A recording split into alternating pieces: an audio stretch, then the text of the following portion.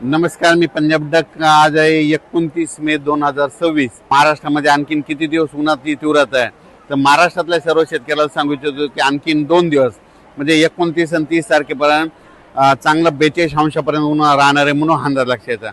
पण त्यानंतर महाराष्ट्रातल्या शेतकऱ्याला सांगू इच्छितो की महाराष्ट्रामध्ये मात्र 31 मे पासून ते 5 जूनच्या दरम्यान दररोज वेगवेगळ्या भागात पूर्व विदर्भ, पश्चिम विदर्भ, दक्षिण महाराष्ट्र, उत्तर महाराष्ट्र, कोकणपट्टी, खानदेश सगळीकडे विखुरलेल्या स्वरूपाचा पाऊस सुरू होणार आहे म्हणून अंदाज लक्षात येता। काही काही ठिकाणी जोराचा पाऊस पडणार आहे, त्या पावसामध्ये गारपिटीचं देखील प्रमाण असणार आहे म्हणून हे देखील अंदाज लक्षात येतात। आणि महाराष्ट्रातल्या सर्व शेतकऱ्याला सांगू इच्छितो की एक सर्वप्रथम आनंदाची बातमी, महाराष्ट्रामध्ये 7 जून पासून ते 12-13 जून पर्यंत महाराष्ट्रामध्ये चांगला मान्सूनचा पाऊस येणार आहे म्हणून अंदाज लक्षात येतात। पण पहिली वेळ अशी आहे की या मान्सूनच्या पावसामध्ये वाऱ्याचं प्रमाण जास्त आहे, या मान्सूनच्या पावसामध्ये गारपीट होत नसते, पण या मान्सूनच्या पावसामध्ये मोसमी पावसामध्ये गारपीट देखील होणार आहे म्हणून हे देखील अंदाज महाराष्ट्रातल्या शेतकऱ्यांनी लक्षात येतात। म्हणजे सांगायचं झालं तर 7 तारखेपासून तर 13-14 जून पर्यंत महाराष्ट्रामध्ये दररोज वेगवेगळ्या भागात मान्सून सक्रिय होणार आहे आणि महाराष्ट्रातल्या सर्व शेतकऱ्याची पेरणी होणार आहे म्हणून हे अंदाज देखील लक्षात येतात।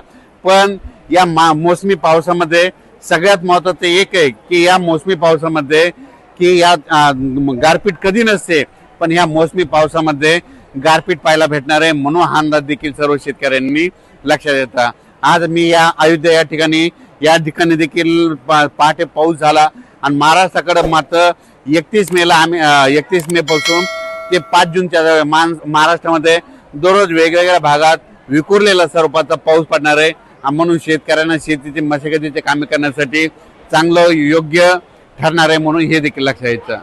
आता महाराष्ट्रामध्ये जे पाऊस येणार आहे ह्यामध्ये 31 मे ते 5 जूनच्या दरम्यान याच्यामध्ये मात्र वादळ खूप राहणार आहे, विजेचं प्रमाण जास्त राहणार आहे, काही ठिकाणी गारपीट देखील होणार आहे म्हणून हा अंदाज लक्षात यायचा।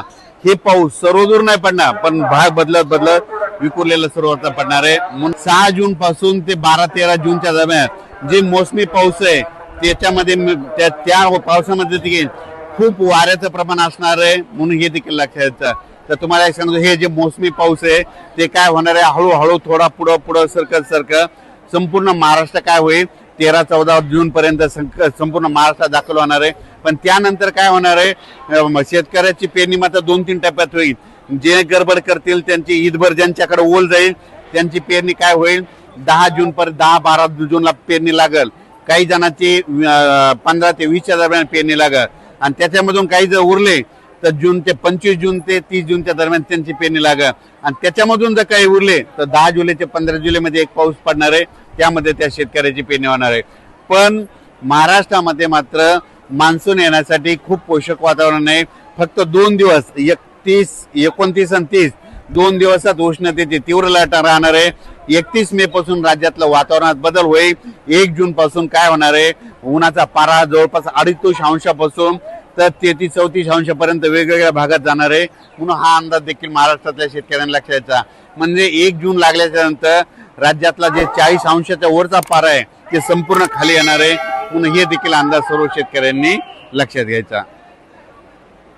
आपल्या महाराष्ट्राच्या बाजूला तेलंगणा, कर्नाटक आणि आंध्र प्रदेश ह्या राज्यातले सर्व शेतकऱ्याला सांगू इच्छितो की तुमच्याकडं महाराष्ट्राच्या अगोदर तुमच्याकडे मान्सूनचा पाऊस दाखल होणार आहे म्हणून हे देखील लक्षात यायचं। त्याच्यानंतर मध्य प्रदेशच्या शेतकऱ्याला सांगू इच्छितो की आता 29, 30 आणि 31च्या दरम्यान मध्य प्रदेश, उत्तर प्रदेश म्हणजे उत्तर प्रदेशमध्ये अयोध्या आहे या ठिकाणी देखील काय होणार आहे, आणखीन 2-3 दिवस पूर्व मोसमी जोरदार पाऊस बरसणार आहे म्हणून हे उत्तर प्रदेश शेतकऱ्यांनी देखील अंदाज लक्षात यायचा।